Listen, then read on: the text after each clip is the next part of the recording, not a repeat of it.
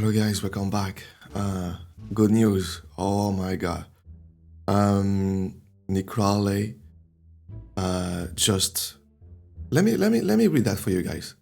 Nick Crowley said, I wanted to try out a new series that solely covers unsolved internet mysteries. Let me know what you think. I would love to do more of this in the future. Bro, we're here for that. I love the guy. You know what I mean? I love his series. Just amazing, you know, having a new series. Oh boy, I can't wait to see that. I can't wait to share that with you. We are going to do that right now. And hey guys, please don't forget to subscribe, to like, comment below. It helps a lot. A lot of people watching, not subscribing, not liking, and show me some love, guys. I need some love. I'm working here. You know what I mean? So let's jump in. New series. Nick Crowley, new series called Mysteries of the Internet Vol.1. Let's go. The dark, stories buried, leave their mark.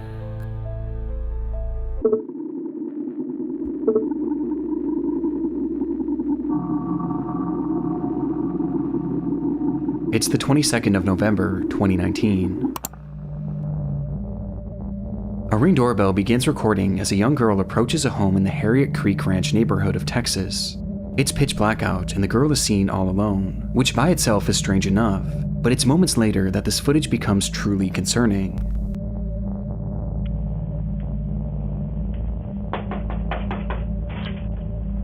Help, please.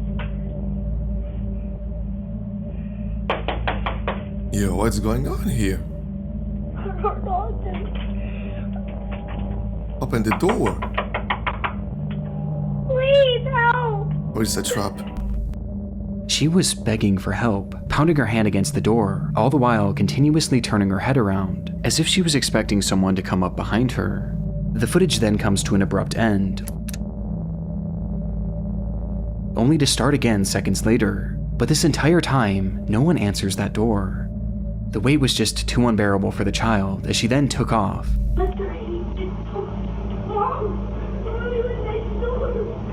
That's crazy. That's scary, this shit. Yelling incoherently in the street before running out of view of the camera. Frustratingly, this footage was only viewed by the homeowner well after the fact, and reports seem to indicate that this was a property that they rented out rather than lived in, with it being unoccupied on that night. But after seeing the video, the homeowner immediately contacted law enforcement and shared the video online in the hopes that more information would come forward, as it seems that neither they nor the police had any idea who this child was or why she needed help. But since these clips were first shared, these questions have still yet to be answered, at least publicly, as there have been no updates from law enforcement. Along with this, there have been no accounts from neighbors about the incident or any footage from other homes in the neighborhood, perhaps implying that this was her one and only stop of the night. It's like after this footage, this girl dropped off the face of the earth, with this entire situation being a mystery to this day, leaving us with only theories. The first and most popular theory is that this girl was an escaped victim of kidnapping, or perhaps an abusive household, and had run to the closest home to ask for help. We've seen situations like this many times before, with the most popular example at the moment being the case of Ruby Frankie, whose son escaped their house and ran to their neighbor for help. Wondering if you could do 2 favors, taking me to the nearest police station. Well, actually, just one's fine. This certainly falls in line with this girl's behavior, as she was clearly scared about someone or something following her, hence why she kept looking back. And given that there have been no updates to this case, and that seemingly no one else saw her that night, it would indicate that whoever she was running from had recaptured her shortly after. And what makes this theory even more horrifying is that many online users believe that this girl isn't the only person shown in this footage. Yo, what?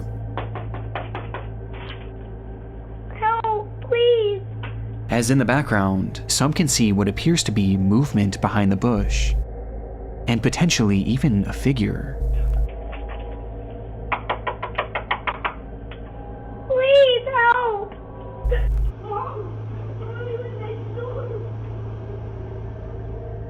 And this just so happens to be Yo, I'm scared. What the fuck? I'm scared. What the hell? What was I looking into? What the hell was that? A cat? Dog? Someone? Nah, this shit is scary as hell. Be the direction that this girl is looking in every time she turns back, almost like she knew someone was hiding there. Which brings us to our second theory. That this entire thing was a setup. The belief here is that this girl was coerced into going up to a stranger's home to beg for help, so that when this unsuspecting homeowner would open their door, those people who made the girl do this would then rush into the home and rob the person. This could explain why she was looking at that bush so frequently, as that's where this person or these persons would have been hiding, and she was looking to them for guidance, perhaps unprepared for the homeowner not to open their door. Both of these theories are disturbing in their own right, and both— Yeah, wait a minute. If that's the case, why the camera don't show those guys or those people? I don't know who the hell they were. You know what I mean? Because the direction of the camera is right there and you can see everything. Maybe they turned around on the other way. I'm not sure about that, but that's insane. Why she went right and nobody moved and the camera didn't, pick those guys. I'm not sure about that. both clearly indicate that this girl is in need of help, regardless of what the situation is. But still, there's been no confirmation as to whatever happened to this child, even despite the public interest. One of the biggest talking points online came from some theorizing that this girl might be Serenity Denard, a then 9-year-old girl who had gone missing in February of 2019 from a children's facility in South Dakota, who looked eerily similar to the child shown in this video. But in my research, I was able to find a Facebook post from one of Serenity's mothers, who shared that they were in fact aware of the video, and that they had actually contacted law enforcement about it. And in her post, she claims that investigators told her that the girl had been identified at some point, and that she had lived in that neighborhood, with there being no further elaboration as to why she was asking for help. This is quite literally one of the only updates I was able to find, but unfortunately it was one that I wasn't able to confirm, and it also fails to explain what exactly happened to this girl, leaving this footage and this entire scenario as one of the many mysteries of the internet. Bro, let's go, Nick. Let's go, Nick. We love this shit.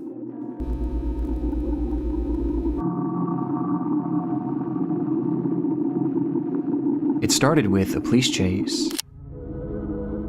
An officer parked alongside a highway in North Amsterdam had witnessed a black Mercedes speeding down the road and was now desperately trying to keep up with it. But the effort was to no avail, as the Mercedes would soon disappear from the officer's view, and when it would come back into view minutes later, it wasn't moving, and was instead left abandoned on the side of the road, the driver's side door hanging wide open, and the driver himself being nowhere to be seen, leaving that officer alone with the suspect's car, but no suspect.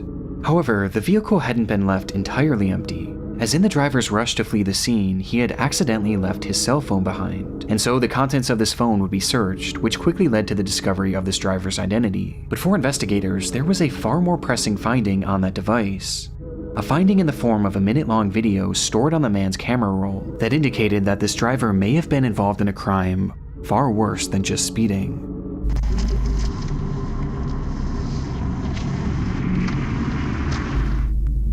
The footage was taken inside a different vehicle and showed an unseen driver holding up his cell phone alongside another man in the passenger seat. The camera was focused on a car in front of them, with both men seeming intent on catching up with it, as in the moments before this recording started, something had happened between them, which the men inside this car felt they had to get revenge for. Voor ons net hebben brutaliteit met ons gemaakt. Deze mannen voor ons hebben net de brutaliteit. Run, maat, ze gaan weer run!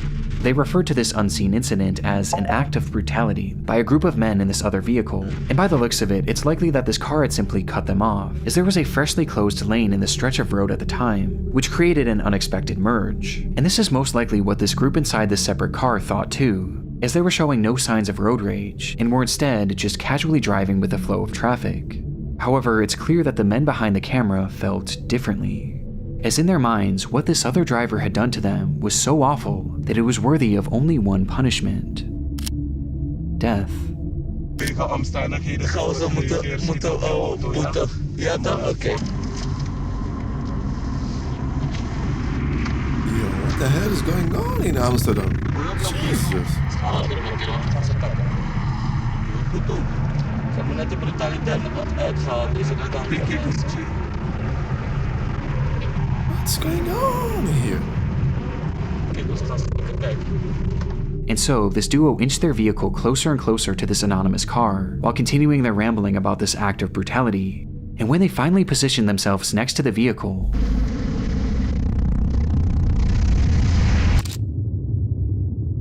the man in the passenger seat brandished a pistol and pointed it directly at the driver of this vehicle. The footage from here is incredibly shaky, and the window had been rolled down, causing the audio to peak and become distorted and indecipherable.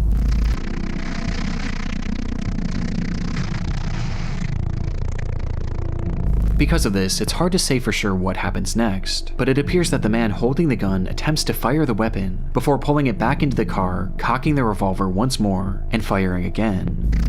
Yo.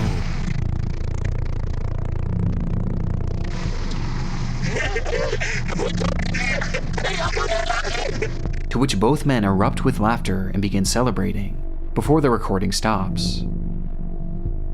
Based on the footage, it's unclear what happened to the driver of this vehicle or the other occupants, and finding this information became priority 1 for law enforcement. In their research, they determined that this video was shot on May 12, 2014, at around 9:40 p.m., 1 full month before they had stumbled upon it, and it had been taken on the A1 highway near entrance 2101. And yet, when they checked their files to match this information with any of their cases, they realized that there was no record of this incident. This crime had never so much as been reported, despite it seeming to depict a shooting in the middle of a busy highway. To make matters more confusing, police were able to track down the men who took this video and carried out the actual attack, and yet neither of them claimed to know what happened to the people that they shot at, and both refused to elaborate any further, leaving investigators in a strange position. They had undeniable proof of a crime, one that at the very least was attempted murder, and they also had their suspects. They just didn't have any victims. And so they studied the footage even more, which is when they made a disturbing revelation about these victims. Throughout the video, the perpetrators refer to the people within this car as a group of men, and while the footage we have today has the occupants' faces blurred, they were able to conclude that the driver was in fact a man. However, they discovered that the passenger next to him is clearly a woman wearing a headscarf. And most shocking of all, in the back seat was what appeared to be a child, meaning that they had been shooting at what, in all likelihood, was a family.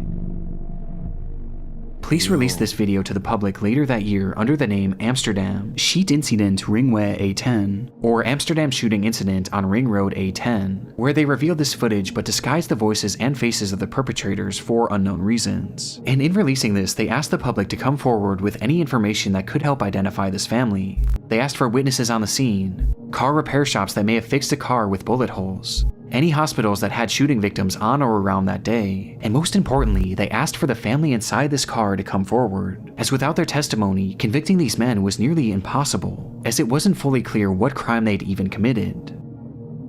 That was 11 years ago, and to this day, no one has come forward, leaving us with only theories.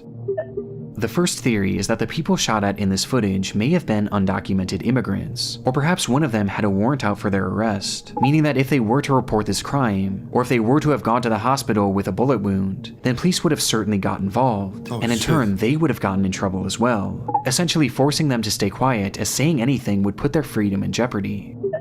Another theory is that the shots may have simply missed the vehicle, and the driver decided not to report it, with some believing that this whole situation was no big deal. But to me, this doesn't seem like something that would be so easily brushed off, especially because a child is involved, though it is possible that perhaps this family was afraid to report the crime, as they clearly knew how dangerous these men were, and feared that reporting this crime would only further put a target on their backs.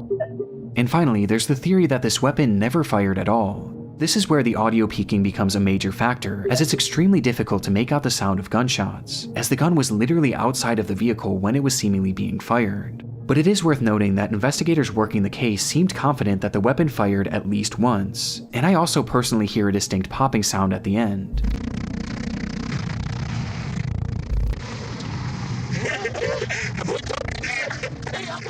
but it's hard to say for sure.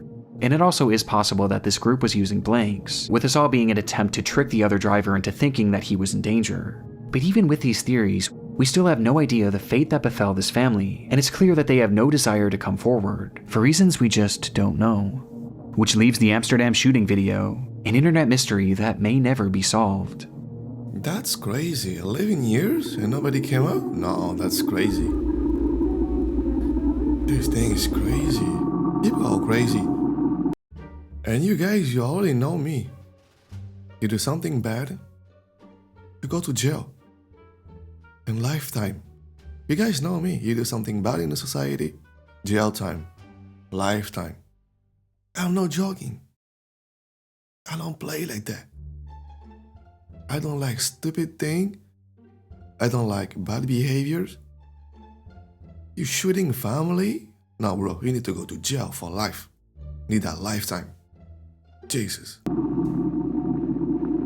Urgent, I need help, please. You what? We are from BSAS West Zone, Castelar, San Juan neighborhood.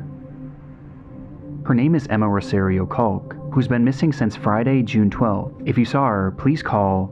Any information will be appreciated. This post was made to the subreddit r/Argentina on June 16th, 2020 by a user named u/noromnorom, who asked for the public's help in finding a missing woman named Ema Colque, and in the comments he would offer more context, saying, "She went out to buy something and never came back. She was last seen here in the neighborhood. Sanchez and Pavan is the area where she went to buy something. She was dressed in the clothes that she's seen in the photo. She was carrying her wallet with her ID and a cell phone." Quickly, the post was inundated with concerned citizens wanting to help in the matter, with the gravity of the situation being made even greater, as earlier that day, Norom had made a similar post, which revealed that Ema Colque was actually his mother. This revelation only made the post more important, as people left comments offering support and encouragement, with many even providing advice on how he could potentially track her down, to which Norom seemed genuinely grateful. Across the entire internet, this seems to be the first post ever made on Ema's disappearance, but it would be far from the last, as people spread this information far and wide almost immediately after Norom's post, which was also followed by several local news reports, which proved that Ema was in fact a real person and was in fact missing, with these articles mentioning something that her son had not, that she was feared to have been taken. The only thing we know for sure is that she went into her house, left her bike, and for some reason went out but did not come back in. Apparently, she did not leave on purpose, and that is what worries us the most. Things were clearly very concerning, and the tension of the situation only increased as a day passed. And then too, with Norom vowing to keep everyone updated on the status of the search. And sure enough, right after this update, Norom's missing mother would finally be found. The worst news, Ema Rosario Colque was murdered. She had been missing since June 12th. Her son killed her with stab wounds and then buried her in the backyard of his house. He was arrested. Rest in peace, Ema. Ema Colque had been found dead, murdered and buried in her own backyard, with the perpetrator allegedly being her own son, Daniel Colque, who had confessed to stabbing her once in the chest and then twice in the head before burying her body in the backyard, with a motive never being given. The ending to Ema's search was disturbing, but perhaps the most shocking part was the revelation that she was killed by her own son, 20-year-old Daniel Colque, which immediately called into question Norom's Reddit post, as he had claimed to be Ema's son, leading many to wonder, was noromnorom the killer? And so, desperate for clarification, someone commented, "By any chance, are you 20 years old?" To which Norom actually responded, writing simply, 25, before eventually leaving the following explanation. "Apparently it was my brother. That's what the police said when they declared the crime." This would mean that when Norom had been making these pleas to find his mother, in reality not only was she already dead, but she had been killed by his own brother and buried in their backyard. It's one of the most chilling things I've ever come across on Reddit, but the intrigue of this case doesn't exactly end here, as there was something about Norom's story that wasn't quite adding up. Just days before the disappearance of his mother, he had left a comment on an unrelated post saying, "When I was 8 years old, I wanted to ride a bicycle without hands, according to me because it was easy. I was on the street, dirt, and I let go of the handlebars, and here I am at 19 years old, with the handlebars marked on my abdomen." In his own words, Noromnorom wasn't 25, but instead, 19 years old. and potentially 20 years old by the time his mother was found, which put him at the exact age range as Daniel Colque. This prompted a wave of speculation and confusion and spawned the enduring mystery: who exactly is noromnorom?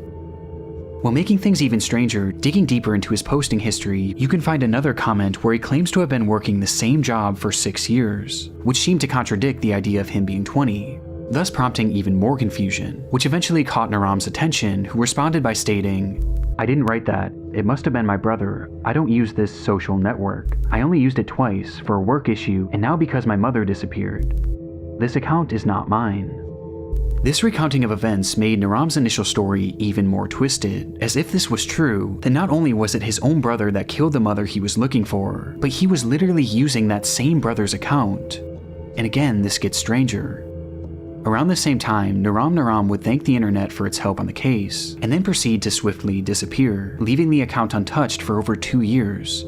But this silence would be broken in 2022 when they suddenly returned, with their posts being slightly unhinged, gloating about their internet status and bizarrely lashing out at random users who questioned him on his past and present motives. And in these ramblings, he would drop the bombshell that he wasn't actually Ema's son. He now claimed to be Daniel's best friend, writing that he allowed Daniel to make the post on his account to spread the news about his mother's disappearance, which he was completely unaware that Daniel himself had caused. This was the last real update in this case, and it only threw more fuel on the fire of this mystery, with people wondering what version of events, if any, were true.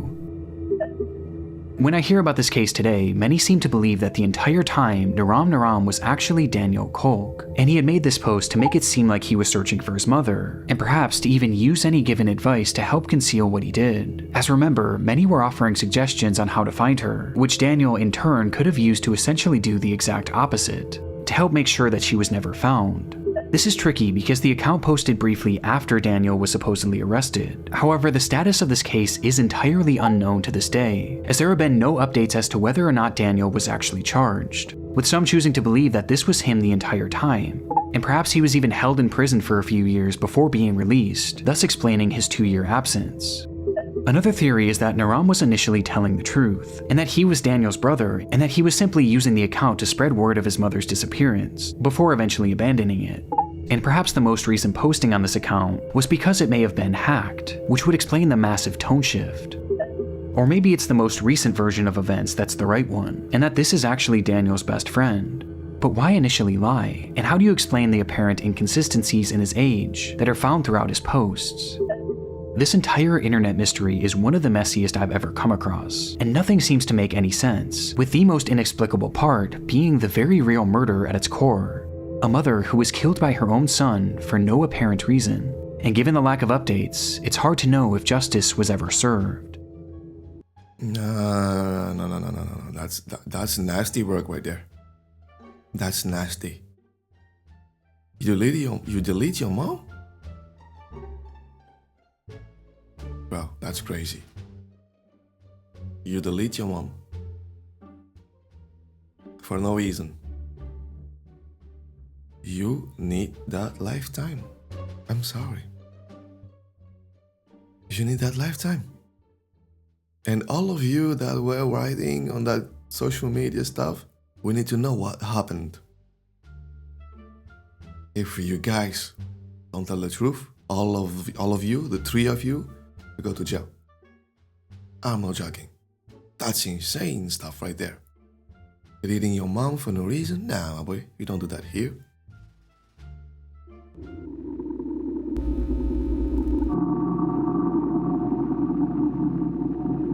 It took several months for Angeline Pete's family to report her as missing. She had a long history of leaving home for extended periods of time, running off to join the circus and hitchhiking rides all across the Vancouver area, before eventually returning home to her normal life. But this time it felt different. None of her friends or family had heard from her since May of 2011, and it was now nearing the end of summer. This was especially odd considering that Angeline was known to be constantly texting, as well as updating her Facebook profile, with that profile now sitting completely dormant. But within that page filled with your typical selfies and normal life updates, there was one post that stood out, the final post she ever made. This photo was posted without context on May 20th, 2011, a day that just so happened to be the very last time that the vast majority of Angeline's friends and family members had heard from her. And when looking into the context of this image, her disappearance only becomes more concerning. That night, Angeline had been drinking with her fiancé Robert Calden in downtown Vancouver, and while the two were waiting to catch a ferry back home, something had sparked an argument, which eventually led to a full-on physical altercation. This fight caused such a stir that eventually police would arrive on the scene, where they noted that Angeline's lip had been busted, leading to them placing Robert under arrest. Though in the end, no charges would ever be filed, as Angeline refused to give officers a statement and instead insisted on just going home, which led to the whole thing seemingly being dropped. It was directly after this that Angeline would post this photo to her Facebook account without any sort of context, before proceeding to disappear into thin air. Her motivation for doing this isn't 100% known, but one could assume that she was trying to make a record of this attack, perhaps in case something were to happen to her. The timing of this is more than a little suspicious and paints a horrifying picture of the potential fate of Angeline. That she had been murdered by Robert Calden as a result of their fight on the 20th of May. It's a case that seems as straightforward as it is disturbing, but that's only on the surface, as there was another factor at play here, as when the police stopped this couple from fighting on that fateful night, Robert wasn't the only one facing jail time. Angeline was no stranger to abuse. She had a long history of it herself, with her ex-boyfriend claiming to have suffered dozens of black eyes throughout their relationship, which had ended years prior. This violent behavior often stemmed from her trouble with alcohol, and Robert was clearly one and the same, with the two. No, guys, no. You see? That's what I'm talking about. Now you're talking. You see? Alcohol, fight, and the Stockholm syndrome. You fall in love with the one that harmed you the most. I would never understand this shit. My boy was cooking your face and you stayed in a relationship. Toxic relationship. And look the result. That's crazy. I don't understand why people do that. Leave. Forming an extremely toxic relationship that often ended in one or both of them getting hurt. It was all too normalized for the pair, which was highlighted by one of Angeline's final texts, where she wrote, "Gee, my lip hurts. I hate him so much that I love him." Now, I do want to make it clear that this is in no way meant to come across as victim blaming, but this is vital information for this case, as Angeline's history with violence had landed her in prison numerous times, most recently in 2009 when she was arrested for getting into a massive bar fight. This arrest in particular is noteworthy, as it carried with it multiple conditions. One of which was that Angeline was given a 9 p.m. curfew, and the other was that she was not allowed to drink, with both of these conditions being broken on the night of May 20th, when police intervened in her and Robert's fight. This meant that Angeline was now likely going to be reincarcerated, and sure enough, that same night, officers arrived at her home to question her on the matter, but she failed to answer the door, which led to a warrant being made for her arrest 5 days later on May 25th. That day, a squad car pulled up to Angeline's apartment to bring her into custody, but when police entered the home, they would only find Robert, who just so happened to be on the phone with her. And officers claimed to have spoken with Angeline during that phone call, where they advised her to turn herself in, though she claimed that she was no longer in the area, and eventually hung up the phone. This would be the last time that officers would speak to Angeline Pete, and seemingly according to Robert, she returned home and left the very next day on the 26th, and never came back. This whole revelation muddies the water in this case, and provides us with our second theory, that Angeline Pete had run away to avoid reincarceration. But there's something unusual to me about this phone call with police. Now, there's hardly any information about this case online, but from all the articles that I've read, it seems that no one in Angeline's life had heard from her after this photo was taken, with the exception of Robert. And when police spoke with her, it was only over the phone. They too hadn't laid eyes on her since the night of May 20th, prompting some to wonder if Robert had arranged for some sort of decoy to make this phone call. Though, however it happened, since that phone call, there has been no activity on any of Angeline's online accounts, and she's never deposited or spent a single cent from her bank account. From that point on, she's been essentially invisible. That was 15 years ago, and today we still have no concrete answers as to what happened to Angeline Pete, with some taking this as a sign that something sinister had in fact happened to her, as how can you go that long without leaving a trail, and without at least trying to come back? Yep. Especially in Angeline's case, as she was a mother. Oh shit. Angeline had a 7-year-old son who was by far the most important thing in her life. At the time she went missing, this child was staying with her father, Angeline's former partner, but she still played an incredibly active role in his life, and she wanted to be as involved as she possibly could be. And yet, after 15 years, she's made no attempts to try and reach out to him. Again, people have taken this as a sign that Angeline has perhaps been killed, and it isn't just Robert who they think might have done this, as some believe that she may have been killed by someone that neither they nor Angeline even knew. As I mentioned previously, Angeline had a habit of hitchhiking, and she was known to do so in a way that was overtly dangerous. And interestingly, there were some unconfirmed sightings of Angeline after she went missing, with some reportedly seeing her in Port Hardy and Grand Perrier, areas that she would have had to catch a ride to. Now again, these are totally unconfirmed sightings, but what's so chilling about this is that if she had been hitchhiking through those areas, then she likely would have found herself doing so along Highway 16, which is now known as the Highway of Tears. Without getting too deep into this stretch of road is notorious for its disproportionately high number of women who have gone missing on it, and especially Indigenous women, with Aboriginal organizations claiming that as many as 40 Indigenous women have been killed or kidnapped while on this stretch of road. And coincidentally, Angeline was an Indigenous woman herself, who may have found herself hitchhiking on that very road. Yo, what's going on in Vancouver? They trying to erase my indigenous people right there? No, boy, don't do that. Only indigenous girls? Disappearing? No, someone's be cooking them. That's crazy. What the hell is the police doing? That's crazy. Only indigenous girl? No, that's crazy. Angeline's disappearance is one of those cases that you can convince yourself that every theory is right. But as of right now, there's just no way to know what truly happened to her. And while this is an internet mystery for us, for Angeline's family, this couldn't be more real. Many of them are suspicious about Robert and believe that police didn't do a good enough job investigating him, as he was never even considered a suspect. But they also hold on hope that Angeline is still alive and out there somewhere, and they'll often hold events and vigils to keep her name in the spotlight, and to assure she knows that she can always come back home. And it's this hope that has fueled her son since she disappeared, as all throughout his childhood he played hockey as a way of helping to find her, with one family member saying, "That's why he wants to play hockey. So if he gets famous, his mom will find him."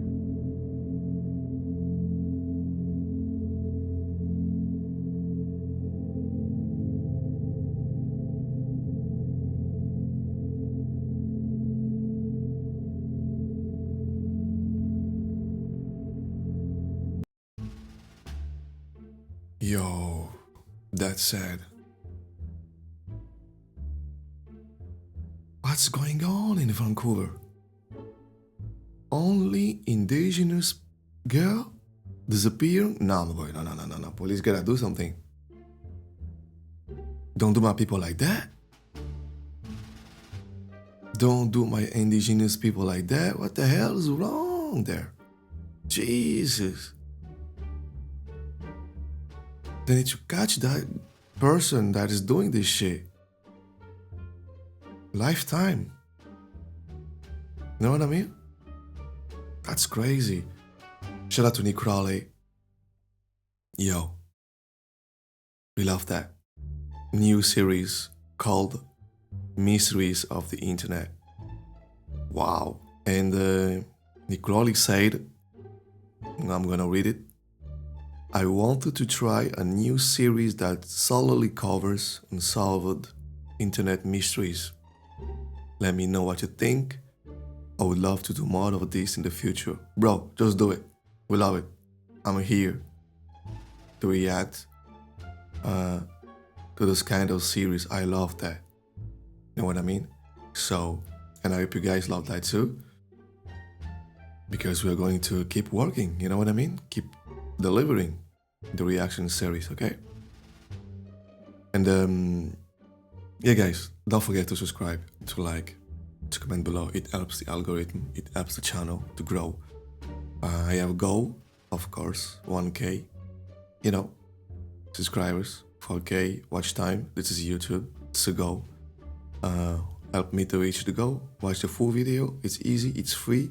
Subscribe. It's easy. It's free. And if you like mysteries, unsolved mysteries, true crime, stuff like that, this is the right place. This is your place. And watch the next video that's going to pop up here. And show me some love by watching the full video, by subscribing to the channel. And till next time, take care of you and the family. And shout out Nick Crowley for the video Mysteries of the Internet Volume 1. Till next time, take care of you and the family. Peace out.